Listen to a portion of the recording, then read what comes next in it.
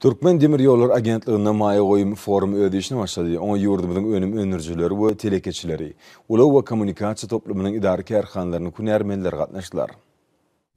Hormatly prezidentimiň başlangyjy bilen geçirilýän çäreňiň maksady ugurdoş ministerlikliň we puwdoklyň dolanýyş edareleriniň uluw hyzmatlaryna isleg bildirýäniň arasyny işin gatnaşyklary ýoly goýmakdan, döwlet we hususy puwdoklary ösdürmekden, uluw we kommunikasiýa ulgamyna işleýän ýurdumyzyň telekeçileriniň maýalaryny çekmek arkaly import önümleriniň orny tutýan haritleri, täze önümçilik kuwwatlyklaryny döretmekden ibaretdir. Forumyň dowamyny uluw we kommunikasiýa toplumynyň hünärmenleri ätiýaşyk şaýlarynyň we serişdeleriniň görnüşleri möçürleri uluw hyzmatlar hakyndaky maglumatlar bilen tanışdylar. Habar berilýär, olary öndürmek üçin ýurdumyzda zerur bolan enjamlar bar.